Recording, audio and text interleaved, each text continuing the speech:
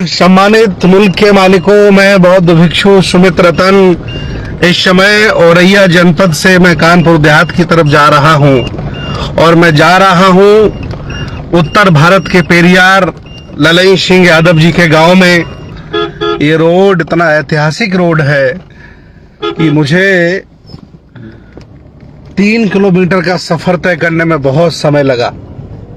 आप देख सकते हैं कितने बड़े बड़े गड्ढे हैं। दिखाऊंगा कि ललई सिंह यादव के गांव में क्या है, उनका परिवार किस स्थिति में रहता है और आज वर्तमान में सामाजिक कार्य करने वालों को, सामाजिक न्याय की लड़ाई लड़ने वालों की घर परिवारों की दशा क्या है। मैं वहां जा रहा हूं जहां सामाजिक न्याय का योद्धा, सच्ची रामायण लिखने वाला ललई सिंह यादव पैदा हुआ है और उनके गांव जाते समय ये दशा है रोड की। आप देख लीजिए, जिस व्यक्ति ने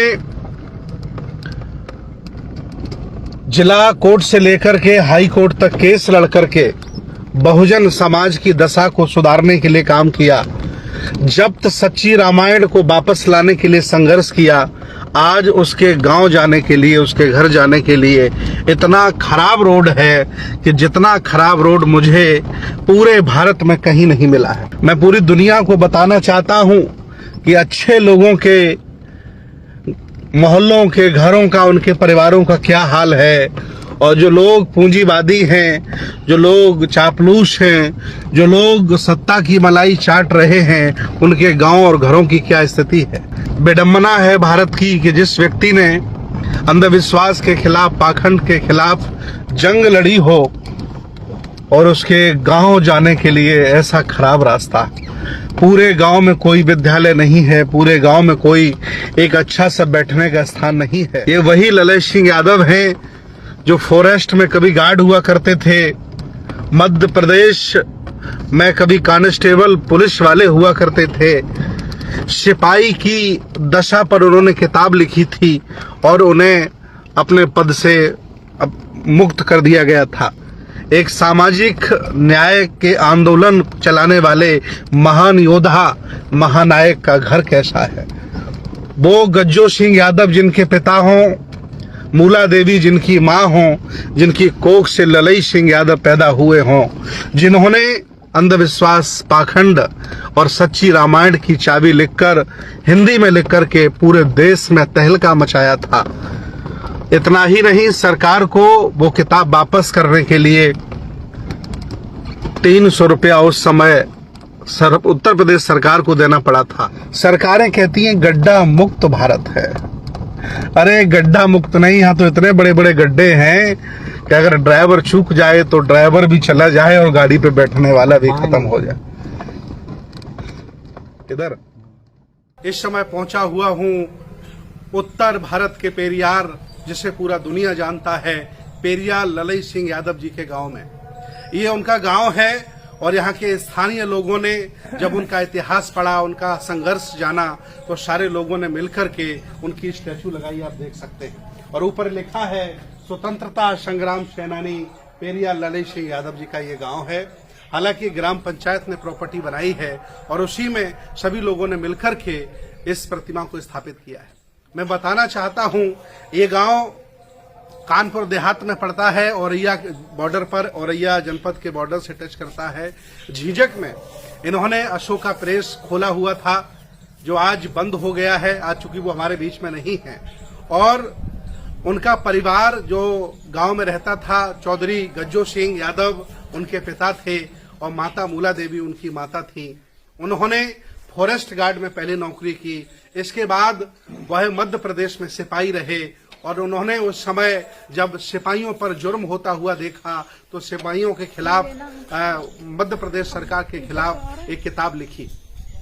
धीरे धीरे उनका रुझान, चूंकि वो आर्य समाजी परिवार से ताल्लुकात रखते थे, देवी देवताओं की पूजा वैसे ही नहीं करते थे, धीरे धीरे जब उन्हें पता चला कि एक शोषक बहुत सारे लोगों का शोषण कर रहा है, तो उन्होंने स्वतंत्रता अपने जीवन में स्थापित करते हुए आम जनमानस को स्वतंत्र करने के लिए एक बहुत बड़ी मुहिम चलाई, जो हमें स्वतंत्रता, बंधुता, न्याय और आजादी की राह दिखाती है। इतना ही नहीं, जब वह अपने ग्रस्त जीवन से निवृत्त हो जाते हैं, नौकरियों से भी निवृत्त हो जाते हैं, फिर वह समाज सेवी बन जाते हैं, आंदोलनकारी बन जाते हैं।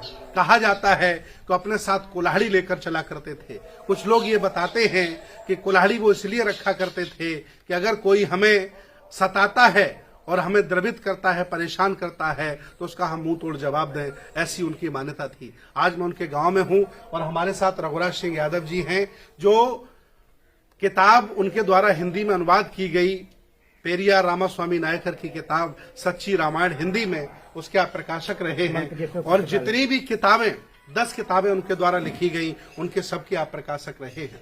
मैं सबसे महत्वपूर्ण बात आपको बता दूं कि जब उन्होंने हिंदी में अनुवाद किया सच्ची रामायण का, तो उस किताब को छापने के लिए कोई प्रकाशक तैयार नहीं हुआ, तो उन्होंने अपनी खुद की जमीन और अपने लोगों से पैसा इकट्ठा करके खुद का अशोका प्रकाशन डेवलप किया, उसमें आपने एज ए प्रकाशक किताबें छापी। बाद में जब वो नहीं रहे तो उन्होंने भारतीय बौद्ध महासभा के जैन आदित्य जी को अपने जो भी प्रकाशन का सामग्री थी वो दे दी। मैं आपको बताना ये चाह रहा हूं, आज मैं ये सारी बातें आपसे क्यों कर रहा हूं, बात यह है कि जब सच्ची रामायण लिखी गई हिंदी में, तो पूरे देश में, पूरे प्रदेश में कोहराम मच जाता है और सभी लोगों ने आवाज लगाई कि इस सच्ची रामायण को बंद कराना चाहिए। केस किया गया इनके खिलाफ, बंद जब्त कर लिया गया, केस कर दिया गया, रोक लगा दी गई। इन्होंने डिस्ट्रिक्ट कोर्ट में केस किया, वहां से इन्हें मान सम्मान नहीं मिला। इसके बाद ये हाई कोर्ट गए और हाई कोर्ट में 1970 में हाई कोर्टों के जजों ने कहा कि पेरियार ललई सिंह यादव अपीलांट बिल्कुल सत्य हैं, सही हैं, उनकी ये किताब उन्हें वापस दी जाए, उन्होंने कुछ भी गलत नहीं लिखा है। अर्थात वो किताब वापस देती गई। और इतना ही नहीं, हाई कोर्ट के आदेश पर उन्हें 300 रुपए, मतलब कह सकते हैं कि सम्मान स्वरूप राशि दी गई। ये अपने आप में बहुत बड़ी बात है। आज मैं उनके गांव में पहुंचा हूं, बिल्कुल विकास नहीं है। यादव परिवार की अगर बात की जाए तो बीपी मंडल का नाम आता है, राम नरेश पूर्व मुख्यमंत्री जी का नाम आता है, माननीय मुलायम सिंह जी का नाम आता है, अखिलेश यादव का नाम आता है, लालू प्रसाद यादव का नाम आता है, और भी देश भारत में बड़े बड़े यादव नेता हुए हैं।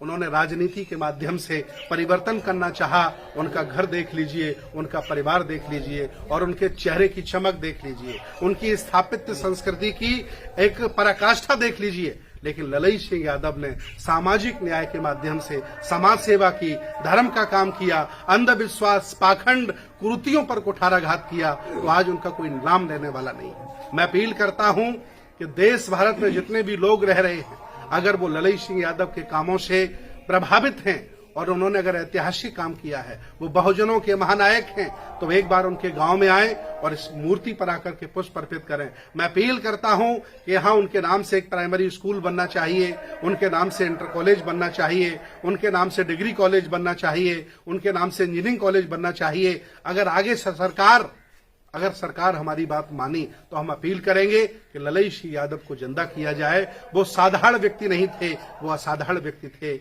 मानव जाति के लिए और मानवता के लिए उन्होंने बहुत बड़ा काम किया है। मैं आज उनके गांव में आकर उनकी प्रतिमा पर पुष्प अर्पित करके बहुत गौरवान्वित हूं।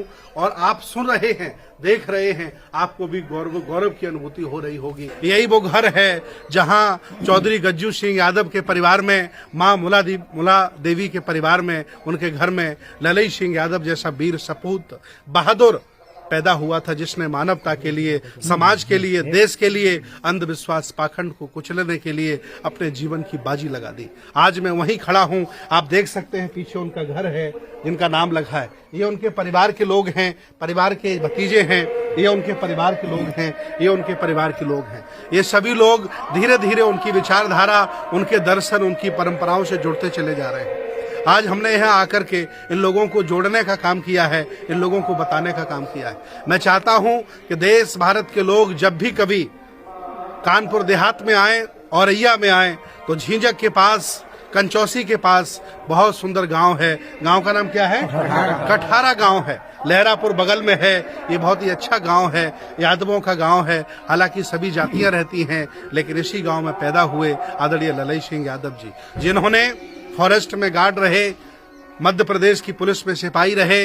इसके बाद उनका व्यक्तिगत कोई इस समय परिवार नहीं रहा, क्योंकि उनकी एक बेटी थी, वो अब संसार में नहीं है, लेकिन उनके परिवार के भाइयों का परिवार आज है। आप देख सकते हो उनका ये घर है, इसी घर में उनका जन्म हुआ था।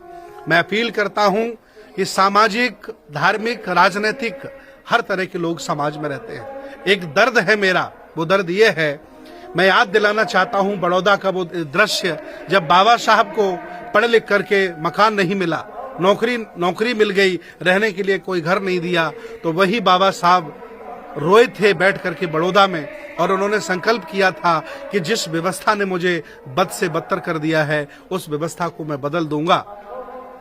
संकल्प किया था। आज मैं बड़ौदा गया हूं, वहां की सरकार, जहां बाबा साहब रोए थे, जहां 12 दिनों में 12 इंच जमीन न रहने के लिए मिली हो, आज वहां 12 करोड़ का भवन बनता है। मैं सरकार को, सामाजिक लोगों को चेताना चाहता हूं कि जिस महापुरुष ने शिक्षा के लिए, अंधविश्वास, पाखंडवाद के खिलाफ और पेरियार रामा स्वामी नायकर की उस क्रांति को, रामायण की सच्ची चाबी, रामायण, सच्ची रामायण लिख करके हिंदी में जो ऐतिहासिक कार्य दिया है, जिसे हाई कोर्ट से इनाम मिला, सम्मान मिला, कि वो जो कह रहे हैं बिल्कुल सही कह रहे हैं, उनकी किताब से प्रतिबंध हटा दिया जाए। वो महामानव, वो महापुरुष जिसके घर पर, जिनकी जन्मभूमि आज हम आए हैं। आप कभी आए, मैं अपील करता हूं परिवार के लोगों से, घर वालों से, कि उनकी विचारधारा को, उनके दर्शन को आगे बढ़ाने का काम करिए। और मैं अपील करता हूं सभी बुद्ध के अनुयायियों से, बाबा साहब के अनुयायियों से, और सभी अर्जक संघियों से, सभी सम्राट अशोक के अनुयायियों से, सभी मानवतावादी, विज्ञानवादी, तर्कवादी लोगों से मैं अपील करता हूं कि आपका कभी मन हो तो ललित सिंह यादव के घर पर आइए। आकर के आपके अंदर ये भावना जागेगी कि जीवन में संघर्ष कैसे किया जाता है। उस व्यक्ति ने अपने आप को खत्म करके, अपनी सारी संपत्ति बेचकर, अभी मुझे पता चला उनके नाम 70 बीघा जमीन थी, जब उनकी किताबों को प्रकाशकों ने नहीं छापा तो उन्होंने अपनी जमीन को बेचा और अशोक का प्रकाशन डाला। और ये मेरे सामने रघुराज सिंह यादव जी खड़े हैं, जो प्रकाशन परंपरा में रहे हैं। 10 किताबें उनकी छपी हैं, उनकी किताबें अमर होनी चाहिए। मैं चाहता हूं परिवार के लोग उस श्रृंखला में आगे आए, हम सब लोग मिलकर के उनकी चिंगारी को, उनके आंदोलन को आगे बढ़ाएंगे। और मैं अपील करता हूं कि जब भी कभी मानवतावादी, विज्ञानवादी, बुद्ध के अनुयायियों की सरकार बने तो यहाँ primary school, inter college, medical college, ये उनके नाम से बनने चाहिए, ताकि दुनिया को पता चले कि ललित सिंह यादव इस गांव में पैदा हुए हैं। बहुत अच्छा लगा, मैं बहुत प्रसन्न हूँ यहाँ आकर, और मैं चाहता हूँ कि सभी लोग, आप सभी लोग यहाँ आए और आकर के उनके आंदोलन की चिंगारी से अभिभूत होकर के दुनिया को बदलने का काम करें। बहुत बहुत धन्यवाद। नमो बुद्धाय। जय भीम, जय संविधान, जय श्रम।